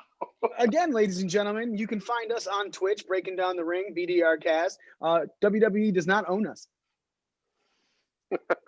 We say whatever we want. Smitty, are you there yet? And he's gone. Oh, and he's no, back. now he's sideways. Yeah. Oh, well, wow. Yeah. There.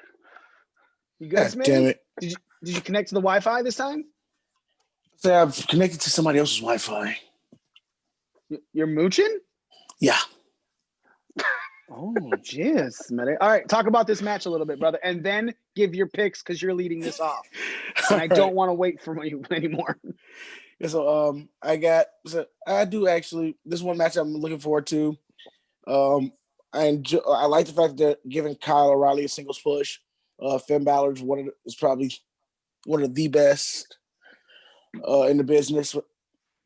And if this is anything like the Thatcher Balor match from the last takeover, we're in for a good one. All right, give your picks, brother. So I have Finn Balor winning by pinfall, 9 near falls, a 23-minute match time. So I think they're going to give these guys some time to go. Any UA members ringside? Yes.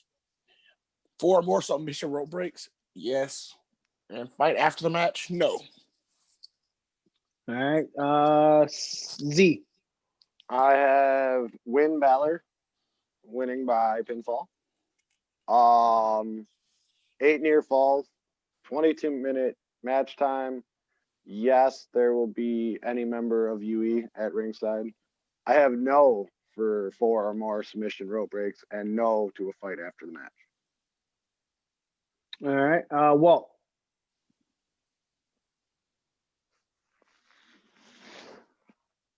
All right, so what are we talking about? Making your picks for the NXT Championship, yes. All right, so I got Finn Balor winning by pinfall. Yes. Sorry, I got people talking to me. Hang on, buddy. All right, bye. I'll be back. right, so I got Finn Balor winning by pinfall. 5 near falls. I got match time at 21 minutes. I chose no with UE members of ringside. Yes to 4 more submission rope breaks, and no to a fight after the match. All right. I have Finn Balor by pinfall, 5 near falls, 23-minute match time. Yes, there will be Undisputed Era member ringside. No to 4 more submission rope breaks, and no to a fight before or to a fight after the match. Sorry, Nick. I have Phineas Balor by pinfall, 6 near falls, 24-minute match time, and I have no to UE members being ringside, no to 4 more rope breaks, and no to a fight. All right. Up next is the vignettes. There's been mystery vignettes. They're apparently supposed to appear on NXT TakeOver tonight. So I'm going to start with Z. Tell me who you think it is and why. And this way we're getting your pick out and then why you think it's that person. Even if it's the same person, just tell you're picking the same person as someone else. Go ahead and say why. So Z. Yeah, give me 1 second. I'm just looking up something. Okay. So, I mean, the way the vignette goes, you got the guy breaking into the performance center and then he kind of smashes the championship case, which leads you to speculate that it's a former NXT champion that, he talks in the promo about paper champions and, stuff like that. So it leads you to believe that it was a former champion, but what if it wasn't? What if it's somebody that's like coming to prove themselves, or that held a different championship, not just the NXT champ. So going on the theory that it is a former champion looking to make a new name for himself, I would have to go with Bo Dallas. Okay. No, for real. Like you. No, I agree with you, Z. He's your youngest champion ever. He got fucked over on the main roster, which would also make him a great leader for Retribution, but that's a whole nother discussion. But I, looking at the list, I'm like, could it be Big E? Like, is Big E going to NXT and they're going to give him a singles run down there, even though they're kind of pushing him on the main roster? Could it be? I was thinking Sami Zayn, but Sami Zayn just retained his 2 titles at the last pay-per-view, so that doesn't make sense. So really, right now, in my head, Bo Dallas is the only one that kind of makes sense as far as what they're trying, or what the story they're telling on TV right now with that. So I'm going to go with Bo Dallas. Okay. Walt, who you got and why? Carmella. Because, oh, wait, no, this is for NXT. Roman Reigns. Wait, no. No, but seriously, Bo Dallas, because that's what the internet says. All right. I like 100%. That's why. Because this is something like if we weren't doing this, I wouldn't have even looked it up to try to guess who it was because I like to be surprised by things. Right. So, but because of this, I went on the interwebs there and actually looked at the stupid dirt sheets. So yeah, Bo Dallas. All right. Smitty. So I have Bo Dallas as well, and that was more so to what Z said. A lot of process of elimination. Like originally, I was thinking Bobby Roode until I saw Monday night. What happened on Monday night with Bobby Roode returning? Mm-hmm. So then, what other NXT champions are still currently active, in the WWE, employed by WWE? Bo Dallas was the only person that kind of made sense because Samoa Joe's on commentary up on it on Raw. Nakamura is the SmackDown Tag Champion. Big E's doing whatever he's doing on SmackDown, and he's probably one of the biggest acts on the main roster. Every NXT champion is still employed with WWE, or former NXT champion is employed with WWE. Nobody else fits the bill except Bo Dallas. Okay. I'm in the exact same boat as the 3 of you before me. it just makes sense. If we're talking about NXT champions coming to reclaim, every other NXT champion is doing something right now, and Bo Dallas coming back could be something huge. So yes, I have Bo Dallas as well. Nick, what you got? Bo Dallas, because that's what you guys all said. Stop listening to the internet, Nick. Jeez. All right. Up next is the match card order. They're doing every match for the NXT one. So yeah. Walt, you're gonna kick this one off. Match 1, match 2, match 3, match 4, and match 5. All right, hang on. Let me pull my thing up here. Whoa. This reason screen got dark. All right, so that was good. Smitty said that's why your screen just got dark, because you were pulling your thing up. So Smitty. All right, so I got so match 1, I got the cruiserweight match. The match 2, Kushida and Dream. Match 3, women's title. Match 4, I went with not listed because NA is North American. Oh yeah, I had that same problem. Oh, okay. I thought NA was like not available. Yeah, I was like, what if I just put NA for every match? Do I get them all? Okay, so you get at least one now. So now that I know what NA means, NA is now match. I'm gonna do match 4 NA and then NXT match 5. All right. I have Kushida and Dream kicking it off. Cruiserweight title is match 2. North American Championship match 3.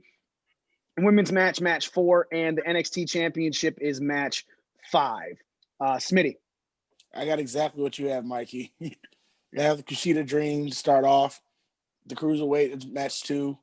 The North American is match 3. The women is match 4. And the NXT is match 5. Because they actually kind of put weight on the titles. Yeah, sorry for interrupting. Nick, you have the actual scorecard in front of you, the printed one. Do they have any rules for the scoring of this? Because I know Daniel was talking a little bit about it to me, how he might do it. Just three points each, presented by Breaking Down the Ring. Love it. Also, Danielle. Danielle Danielle sounds great. Until we beat them, he is given the proper respect until we can't respect them. I go, the moonsault question, attempted or connected, there's no clarification. He goes, damn, we'll go with doing a moonsault, connecting or not. So yes. Okay. Everyone, yeah, more than 2. Fuck yeah. Moonsault after moonsault, bitch. It's a moonsault party. Yeah, MSP. All the flippy shit. So I guess I kind of look at this now that you told me that it has brought to you by Breaking Down the Ring. I got to look at this. Z, what are your picks for this? I got the cruiserweight match kicking it off. I have the women's match going second. I got Kushida and Dream number 3. I'm going to go to Narcotics Anonymous for match 4. And then watch the NXT Championship while I'm detoxing, I guess. All right. And Nick. I've got Kushida in the first match, the Cruiserweight Championship, the North American Championship, the Women's Championship, and the NXT Championship. All right. So those are our picks. Walt, we'll kick it off with you, and then you can sign off since you're driving, I know. Hey, everybody hit save right now. Yeah. It's funny because I think we're all doing it right now. Saved. Walt, what are your hopes for what the NXT TakeOver 31 is going to be on a scale of 1 to 10? But what are your expectations for what it's going to be on a scale of the same scale? I wonder if he can't unmute. All right, Smitty, we're going to start with you then, seeing as you are mooching Wi-Fi. I don't think that Wi-Fi is any better. Right. Well, no, he's moving. Okay, no. He's just not talking. I'll just notice that it said Nick left. That doesn't change the fact that we're waiting for you to answer, Okay, bro. so what am I expecting from this? I'm expecting a really good takeover. This is one of the best cards that we've seen on Takeover for a while. So, even though I'll probably be working through this, but I don't know why you'd be working. I work 2 jobs.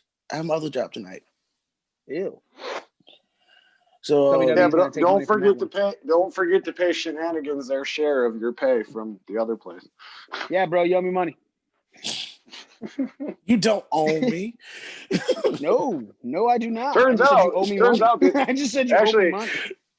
Actually, in the very small print of your BDR contract, we do actually owe you. You only say that now because Walt's here. No. But as I was saying, this is probably one of the best. This is probably one of the best cards that we've seen on the Takeover for a while. So I actually do, for the first time in a long time, I have high expectations for this NXT card. So you said expecting what number? So I have high expectations. I know, but you said, so what are you expecting at a number wise? I'm expecting at least an 8.5, 9 out of 10 on this card. Okay. Is that your hope as well? Yes. Okay. Nick, what are your expectations and what is your hope and what's your expectations? My hope is for a 10. Okay. I can't remember the last time that it's been any pay-per-view where it's nothing but singles matches, albeit there's only 5 matches. But all of these wrestlers have the potential to put on some of the, every match we've talked about, somebody has said this has the potential to be the best match of the night. So I'm hoping for a 10. I'm expecting about an 8.5. All right. Z. Okay, so the last takeover was the worst takeover of 30 of them. 30 and number 30 was by far the worst. Still not a bad show, but NXT's always been at a higher level, in my opinion, when it comes to their big shows. And that one was, I wasn't into it. I'm really into this one. It has a lot of potential, and I think they're going to try and make up for their lackluster pay-per-view showing at the last takeover. So I'm expecting a 10, and I want a 10. Like I want to see. I mean, if anything, maybe a 9.5 is what I'm expecting. But NXT normally delivers, and they do it consistently. So I have high hopes, and I have a feeling they'll give me what I want. Give me what I want. What you really, really want? Batista the Spice Girls, huh? All right. Walt, so we're going to ask you, what are you hoping for out of this NXT? What are you hoping they give? What are you at least expecting? On a number scale, out of 1 to 10, what are you hoping it rates, but what are you expecting it to rate? What? I don't think you're connected. I don't think you're connected to your Bluetooth, bro. I hear you. Oh, son of a bitch. We hear you, but we can't hear. I mean, we know you hear us. We just can't barely hear you. Can you hear me now? Yes, we can. Yep. Verizon is good. Perfect. All right. So I'm expecting an 8, and I want an 8. So yeah, I expect them to deliver, and they should. So I have high hopes for NXT. Well, can I change my hope? I hope that NXT brings BDR. Hold on. No. Trump wasn't able to change his hope. So, okay, his hope fucked him over. Your hope's fucking you over too. You can't change I hope shit. that it was more so say I hope that NXT TakeOver 31 brings BDR a huge win. That's a good hope. Way better than Hope Hicks. Yeah, come on. Koenig 19, all up in that Trump ass. My hope for NXT TakeOver 31 is that they give us a 7. I hope for a 7. I know that's lower than anything else, but the problem is there are such high expectations that I'm hoping I'm not under. They don't under deliver so much, so where I'm like, that was meh. So I'm hoping I at least get a 7. I'm expecting a 9. I'm expecting this fucking pay-per-view to be damn near perfect. So I'm expecting a 9. Final thing we'll discuss, and then we're signing off. And we'll start off with Walt. Did Clash of Champions live up to your expectations and your hopes and expectations of what you thought it would be, or did it fall a little short? No, because I changed my fucking pick from Randy Orton. God damn it! I told you. Told you. Son of a bitch. So didn't live up to your hopes and dreams. Yeah. No, I mean, overall, Clash of Champions, I thought it was a good show. I enjoyed it. Because I mean, the ambulance match was entertaining. I mean, it was a little cheesy with all the legends popping up everywhere, but they're building the story going forward here, and they're clearly still going to go with Orton and McIntyre for at least one more go here. So I enjoyed that match. I love the Roman Reigns Jey Uso match, not just because I'm a Reigns mark, but because that match told an unbelievable story, and it was just just bringing out Jimmy, having Jimmy limp out there and throwing in the towel and everything like that. That to me sold the whole pay-per-view and made me very happy with where they're going with it. So and then you have the Asuka match, which I was thoroughly surprised at. Yeah, right. Her first one against Zelina Vega, where I think everybody just assumed it would be a squash, but they let Zelina Vega like actually get some offense and compete, in that match, and it wasn't just an Asuka squash match, which was really good. And then the whole thing with Bayley and Asuka and Sasha Banks coming out and everything, like, so I enjoyed it. The only match where I was kind of like, was the Street Profits match, just because of how it ended. Injuries change things a lot. Like the ending, it's kind of like, and I could just tell the Street Profits, their reaction was like they weren't happy. It was like they were forcing themselves to be like, yay, we won, and all, like they were forcing themselves to do that. So like that kind of took a little bit away from it for me. But other than that, man, I thought it was an excellent pay-per-view. I enjoyed it. All right, Z. I really enjoyed the pay-per-view as well. I really liked the Rocky IV finish of the Roman Reigns match. That was good. The only thing, throw in a damn towel. Yeah, well, no, where like they even did the head hold and everything. Like they did a side-by-side meme and it matches up really well. But the only real problem I had with the pay-per-view was the Legends involvement in Randy and Drew's match, because it made Drew look like he couldn't win that match on his own. And that's not like you're trying. Are you freezing or are you mocking Smitty? Clearly, you have plans for him. You're keeping the championship on him, but you kept it on him in the weakest way possible. Me? No. My screen looks just fine. No, dude. You were going slow. Welcome to my world. I thought you were mocking Smitty until I realized you kept going slow. And then it was like somebody released the pinch and you just. That was better than all the Smitty ones. That was good. All right. We got to hurry up, though, because we're a little bit over. Nick, hopes and expectations, yes? I think it slightly exceeded my expectations because the fact the ladder match was really great. I love the storytelling in that, hooking that handcuff to his earlobe. The Roman Reigns ending, that whole match was fantastic with the storytelling. I can't wait to see where they go with that. Smitty, 15 seconds. What'd you think? No comment. I clip noted it because I was working and never got around to actually watching it because I already knew the results. Oh my God. Perfect. That's exactly what we wanted. Ladies the and handcuff gentlemen, through the earlobe. Genius.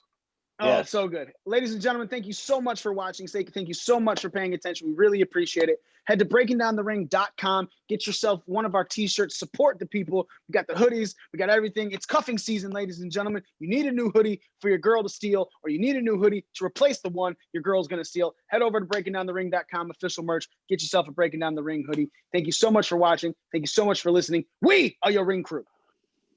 Smitty. Koenig 19. Drug Rug Z.